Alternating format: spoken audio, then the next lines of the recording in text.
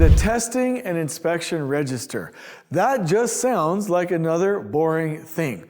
But let me tell you something. This is huge because nobody wants to guess what things the inspectors are going to have to look at and the testing agencies are going to look at. And we can't wing it and we can't not do it. So how are we going to get this all in one place? Here's what we're going to do. We're going to go through the specs and the drawings, meaning the general notes and the specifications, and we're going to filter out anything that needs to be tested, anything that needs to be inspected, and we're going to put that in one log, one register for the team to review in the weekly team meetings. And this is going to make sure that we're always focused, we're always doing the right thing. And check this out. You're going to love this. You can program ChatGPT to go through your specs and create one yourself with the right programming. So there's no reason that we don't have a testing and inspection register for our project that we can review in every team meeting on a weekly basis. So what I'm going to do is show you just a quick little example of one and what items in the specs or general notes would trigger that, and then how you can use it in an actual meeting. If you're excited about that or not, but you need it, either one, stay with me.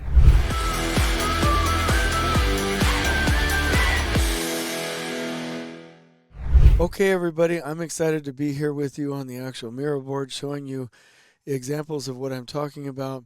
We're talking about an inspection or testing and inspection register. I know that this might not be, super glamorous to talk about, but it's very, very important. Basically, what we need to do is we need to have a summarized log of all of the tests and inspections that we have on the project site. And that will come from the drawings. And so we took just a little bit of a snippet of where what it would look like where you found it inside the actual drawing. So this right here, what I just showed you, is an example on the structural drawings. And you can also find this in specifications. But let me go ahead and show this to you and zoom in just a skinchy bit so that we can talk about this together. All right, so first of all, obviously the section is on this log. One great thing that I loved that our team did was they identified the actual task numbers or IDs or wagons, actually, the sequence that this was a part of, which I thought was genius and I had never seen that before, which allowed them to identify the first time that that inspection would actually happen, which I thought was cool. And then we go through the typical stuff, reference documents, how often we have to actually do the testing, the acceptance criteria for the actual item, any review points, hold points, witness points, who's responsible for it, what kind of documentation there is for it, whether or not it needs a submittal, and then the status. So basically what we have here, like let's say we're doing, reinforcing inspection, right? It has its own line item, and everything that was listed over here in the actual structural drawings is now listed in this item, but meaning in this log rather, and everything has its first start date. So this is really great. So why would we need this? Let me just be a little dramatic here. It's because you have a booklet of specs and you have so many drawings. If you stacked them up, it would be 10 inches high. And so all we're doing is we're pulling in these requirements from all of these different locations, where if we don't put it into one log, we would forget about it, right? So this is so helpful.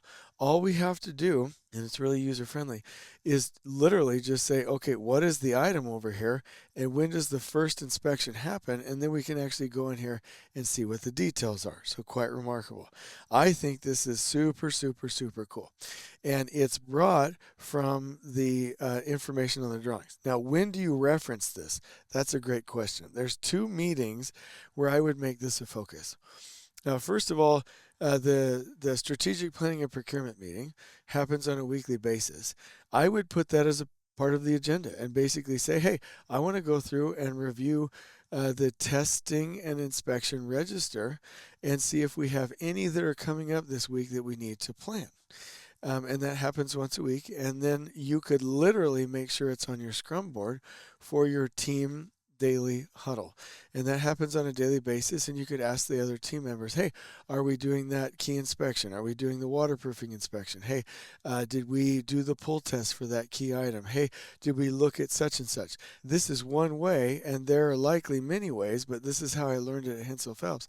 This is one way to make sure that we don't forget about anything we need to test, and that we don't forget about anything that we need to inspect. And I've never seen it with these advanced functions, quite frankly.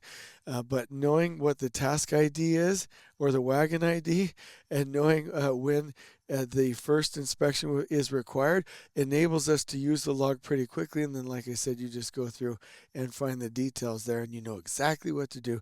You don't forget anything, and you've got a great quality program on your project site. So I hope you've loved this. I'm going to put this example in the description below. And I'm going to give you a link to those two meeting agendas and ask you, hey, could you, on your job site, create one of these logs where everything's in one location, and on a weekly basis review this, whether it's your team meeting or the strategic planning and procurement meeting. And probably one last thing that I want to say is that you can load your drawings and your specs into ChatGPT and have it spit this out for you so that you can have it in one place. Wouldn't that be remarkable? I hope you've enjoyed this video. On we go.